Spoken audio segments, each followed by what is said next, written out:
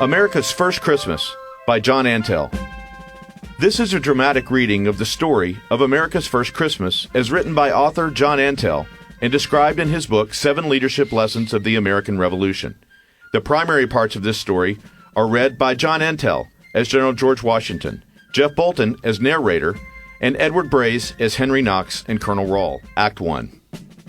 Liberty is never more than one generation from extinction. It is never guaranteed. It must be fought for, struggled for, protected, and then handed on from one generation to the next. New Jersey, December 8th, 1776. It is snowing and bitterly cold. The wind whips through the trees, and its icy blast strikes the weary soldiers like a whip. A motley column of tired men, led by a tall, 44-year-old Virginia farmer, are in retreat along a narrow country road, a road that leads to the river and to safety. This army, if you dare call it that, is retreating. Having lost one battle after another, the torch of liberty is nearly extinguished. The men are marching away from the enemy in good order, but spirits are low. The enemy, the British Army, and their terrible regiments of Hessian mercenaries are fierce. They are the best trained, best equipped, and best led soldiers in the world. How can the Americans, mere citizen soldiers, part-time amateurs, expect to overcome such fierce odds? The Hessians are particularly frightening. These German mercenaries are relentless in the attack, ruthless in their assaults, and they rarely take any prisoners. At the Battle of Long Island, several months before, the Hessians bayoneted the American wounded and killed those that surrendered. The Hessians like to pin the bodies of dead patriots to trees and barn doors for everyone to see. The American patriots, now less than 2,000 in number, are retreating along icy roads that have turned pink with human blood, for their shoes have long ago worn out, and most of the men march with rags wrapped around their feet. General George Washington sits on his white horse at the side of the muddy road, watching as his soldiers silently trudge by. Keep going, men. Washington's men silently move along without looking up. Just a little farther, lads. The redcoats hope to capture us, but we will evade them once again, just as we did in New York. The boats are waiting for us only a mile up ahead. The men do not reply. They are exhausted, wet, and very, very cold. Heads down, muskets slung over their shoulders, determined only to place one foot forward after the next, focused on nothing more than following the man in front of them. Washington's mood is dark, but he doesn't show any outward sign of this despair to his men. Like his soldiers, Washington has had little sleep in the past 3 weeks of retreat and struggles to stay in the saddle. As he watches the men pass by, a rider approaches on a big bay horse. That rider is 26-year-old Colonel Henry Knox. Knox stands 6'4" and weighs about 260 pounds. Henry is a big man and 1 inch taller than George Washington. A Boston bookseller, Knox became an essential ingredient to Washington's success at the Siege of Boston. Knox fetched the cannon from Fort Ticonderoga, moving them over 300 miles in the dead of winter to provide Washington's army with the cannon they needed to force the British to evacuate Boston on March 17, 1776. Mounted on his horse, Colonel Knox trots up to General Washington. General Washington, sir. My artillery is just down the road. We are the last in the column. Excellent, Henry. And Cornwallis? Cornwallis's British regulars are several miles behind us. No cavalry so far, only infantry. But the regulars are coming up fast. I have ordered Captain Hamilton to deploy a battery as a rear guard to keep the British at a distance while we man the boats with our last column. Hamilton knows what to do. Very well, Henry. Our little handful of men is decreasing by sickness and other causes every day. We must have your cannon. You are obliged to get your cannon across the Delaware River, sir, all 18 guns, and safely onto the Pennsylvania side. Your cannon are the core of our fighting power. You cannot allow them to be captured. Very clear, General. Every gun will get across, sir. My men will stick to their cannon.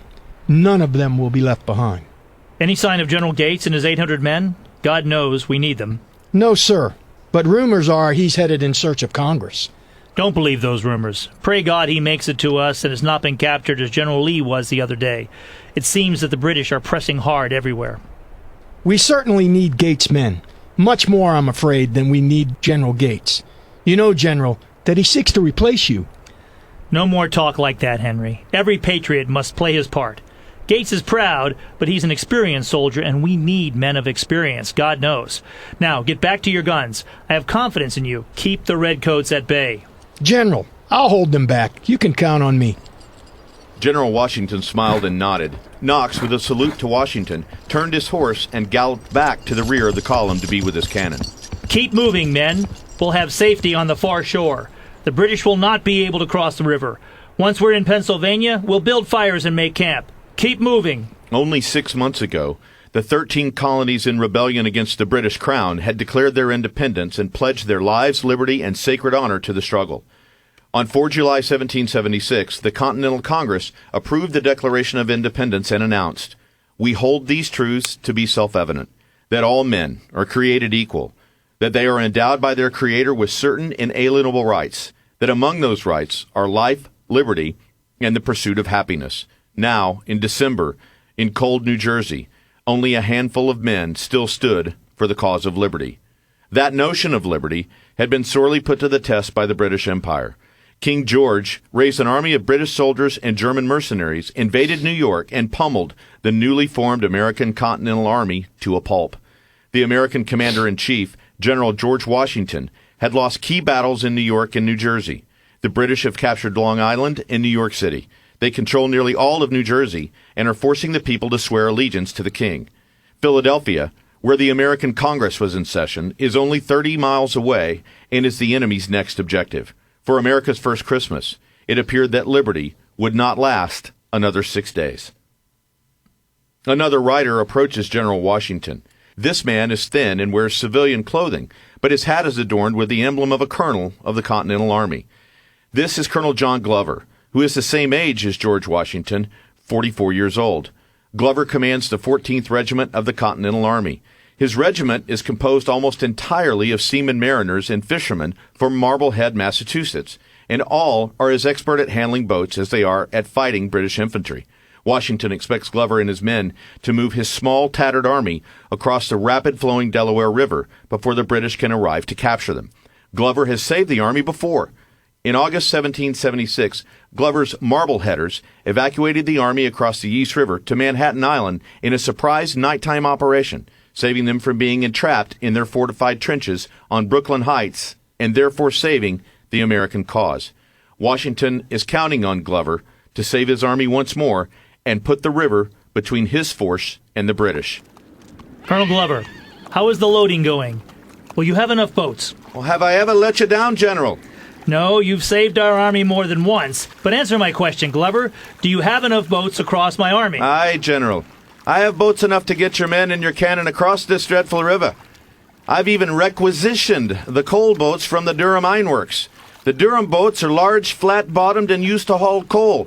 They're difficult to row, but they'll make 50 men per boat. They leak, so you'll have to stand during the crossing, but they'll do. What about the British?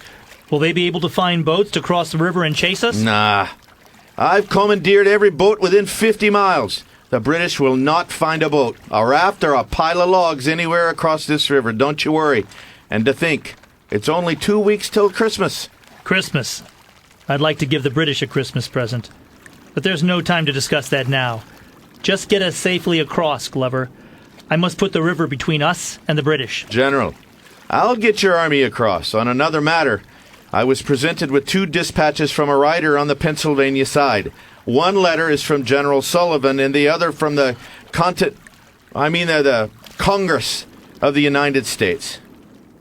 General George Washington took the letters and opened the letter from General Sullivan first. Excellent. Sullivan reports that he's leading about 2,000 men from Morristown to reach our encampment near McConkey's Landing. He expects to join us in several days. That's great news. His men will be a welcome addition to our ranks. Washington then took the second letter, a letter from Congress with a wax seal wrapped in a paper that said for General Washington only. Washington breaks the seal and reads the letter carefully, then pauses. Washington looks stunned. After a moment of silence, he looks up at Colonel Glover. Bad news, sir. Sir, do you mind if I ask what Congress has to say? You should know what the situation is. Here, read the letter for yourself. Glover takes the letter from Washington, unfolds it, and begins reading. Damn!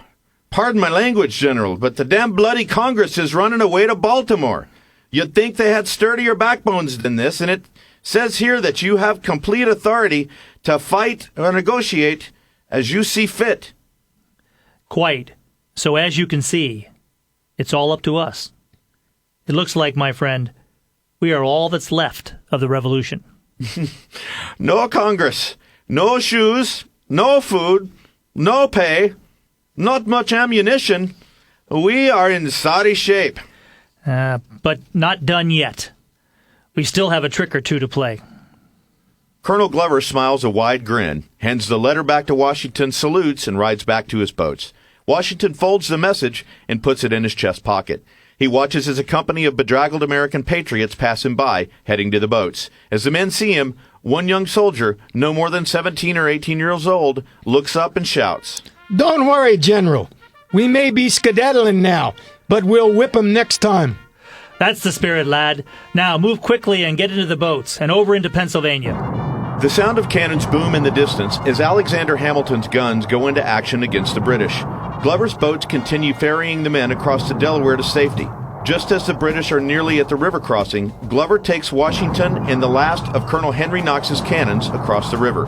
Washington is the last man to leave in the last boat with Glover. The American army is now safely in Pennsylvania. But for how long? And where is General Horatio Gates and his 800 men that Washington so desperately needs? You are listening to America's First Christmas, a story of the Christmas of 1776, written by John Antell.